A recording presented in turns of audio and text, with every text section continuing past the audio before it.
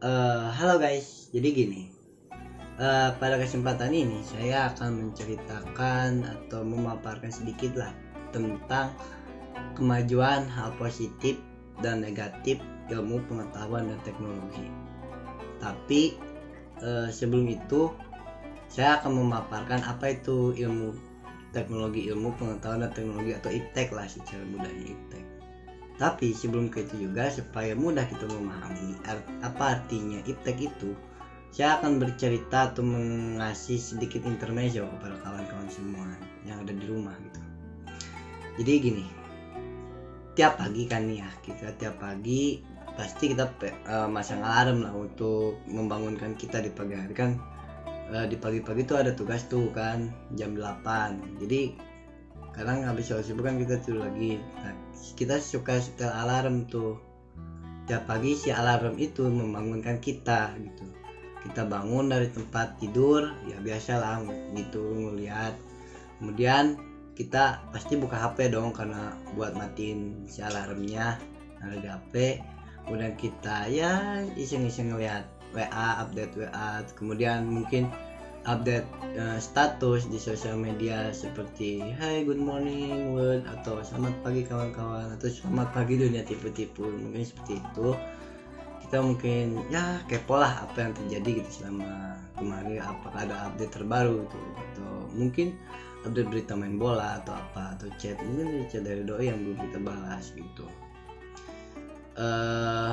Ketika kita asik scroll, kemudian tiba-tiba notifikasi kita tuh, notifikasi Google Classroom tuh ada itu tring tugas tuh. Ketika buka tugas banyak banget dari guru ya, diawali dengan presensi. Kita harus mengerjakan tugas dengan tegak sekian, deadline sekian. Nah kita ya otomatis kita yang habis bangun tidur harus berdiri dong, harus ke meja belajar kita melakukan absensi supaya tidak terhitung bolos itu absensi. Dan ya tentunya kita mengerjakan tugas yang diberikan oleh guru kita gitu. Ketika kita sedang mengerjakan, terkadang kita merasa pusing lah, terutama pelajaran eksak tuh, matematika, fisika. Kita butuh referensi selain dari buku atau materi yang diberikan oleh guru gitu. Kita mencari dari internet atau mencari dari YouTube, dari channel-channel lainnya lah, channel-channel belajar. Mungkin kita juga bertanya kepada teman sebaya lewat sosial media gitu. Setelah itu ya setelah dicari akhirnya ada, kita berhasil mendapatkan ya bisa menjawab semua nilai, menjawab soal ujian itu. Kemudian ketika kita sedang asik nih mengerjakan tugas, tiba-tiba notifikasi yang kedua itu ada gitu. Menyenangkan sekali sih notifikasi yang kedua ini, yaitu notifikasi bahwa kuota kita habis itu. Ya otomatis lah kita harus beli gitu, harus beli baru. Kita siap-siap mandi dulu untuk beli kuota ke counter. Dan suatu ketika kalau kita mau berangkat, udah mau naik motor nih, ibu kita ngomong gitu, mau kemana? Mau beli kuota. Nah ibu kita bilang gini, kan udah ada aplikasi sekarang, mungkin OVO atau di GoPay, kita bisa beli kuota di sana gitu. Dan tentunya kita terdiam, kembali lagi ke kamar, dan oh iya kita kan punya OVO, kita beli kuota dengan harga yang bermacam-macam, dengan ya kemampuan kuota yang kita inginkan. Kita beli dengan e-money atau e-wallet, e-money atau e-wallet, beli dan akhirnya boom, kuota udah ada di HP kita dan kita bisa mengerjakan si tugas lagi gitu tanpa takut habis kuota lagi gitu. Nah, tahukah kamu kalau semua tadi permasalahan yang kita mulai dari bangun tidur, dibangun oleh alarm, terus kita beli kuota, itu sebenarnya ada campur tangan dari iptek sebenarnya. Pada dasarnya ilmu pengetahuan itu sudah ada sejak dulu semenjak manusia itu ada di dunia. Ilmu pengetahuan itu ada gitu, karena mengikuti iptek terus berkembang mengikuti kebutuhan dan pekerjaan manusia yang semakin hari atau semakin zaman semakin berkembang atau menjadi kompleks lah dalam kata lain gitu. Sebelum iptek berkembang ya, seperti saat ini tentunya, mungkin dalam dunia ekonomi sekarang kan ada e-wallet tuh, ada uang kertas. Mungkin sekarang beberapa tempat atau perusahaan memilih untuk e-wallet kan, bukan uang kertas.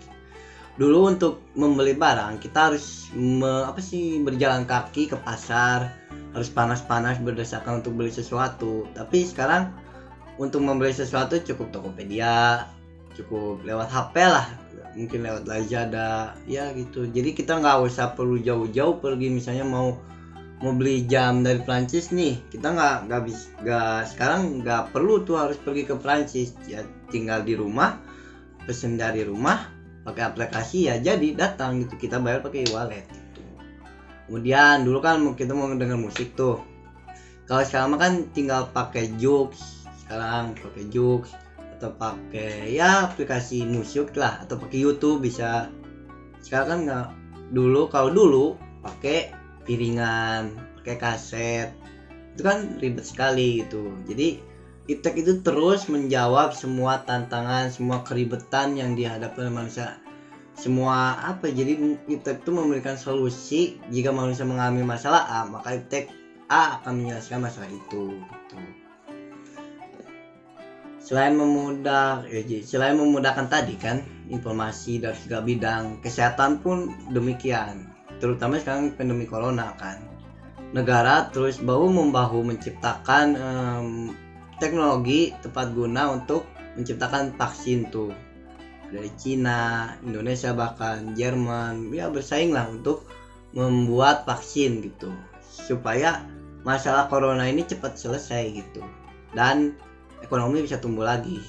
Dan tentunya di sana ada peran iptek, di mana si iptek terus berkembang untuk mempelajari, membuat bahkan alat vaksinnya itu sendiri gitu. Jadi iptek berguna sekali.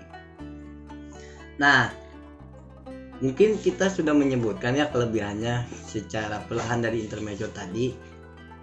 Maka kita simpulkan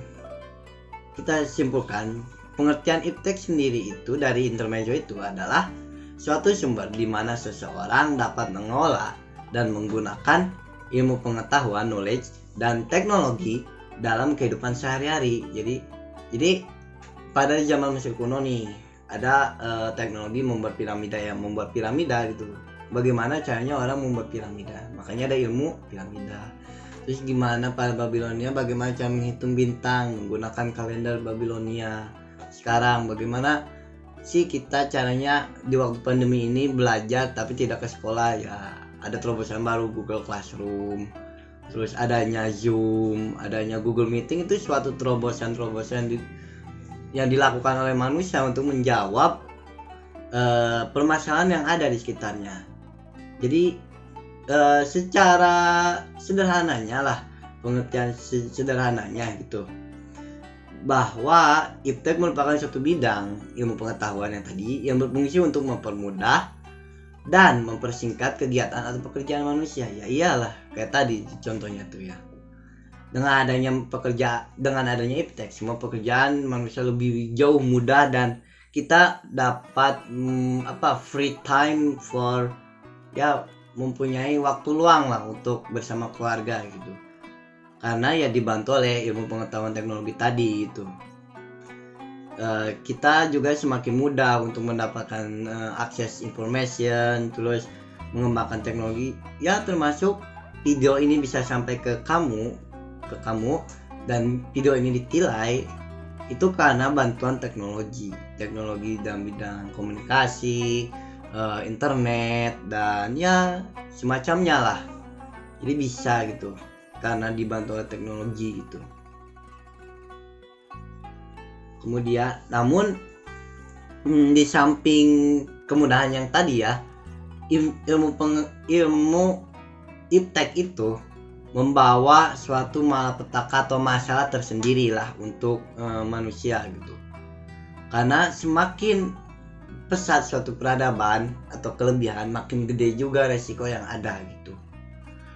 Contohnya, contoh kecilnya, iptek berkembang itu ditandai oleh revolusi industri, dimana sebelum revolusi industri masyarakat itu bekerja sebagai agraris.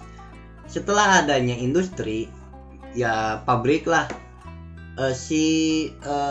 petani itu mulai tergeser karena lahan petaninya tergeser dan digantikan oleh pekerja buruh gitu. Lahan semakin berkurang, terus lingkungan menjadi rusak, dan bahkan teknologi ini juga jika disalahgunakan akan mengakibatkan kepatalan yang cukup luar biasa, seperti perang kan. Di dalam perang itu negara yang berperang itu menciptakan sebuah alat untuk memperpendek masa perang, yaitu menciptakan senjata-senjata mematikan, yang mana itu akan membuat kerusakan yang sangat luar biasa gitu. Selain perang, tentunya ada kejahatan lain yang lebih ringan lah. Dengan teknologi, dengan ada perkembangan internet, salah satunya ketika siswa sedang ujian, dia nggak belajar, dia hanya memanfaatkan internet untuk sumber contekannya. Terutama pandemi sekarang, guru lebih susah dan sangat sulit untuk mengawasi siswa yang memanfaatkan teknologi untuk mencontek gitu. Kemudian ada lagi tuh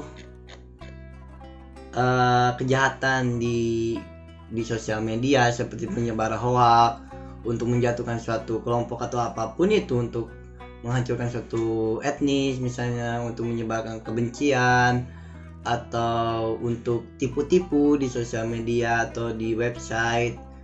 Kemudian seperti konten-konten tidak layak lah, seperti konten yang dewasa gitu, dimana konten dewasa saat ini banyak menyebar di internet, terutama ya di internet, di browsing lah.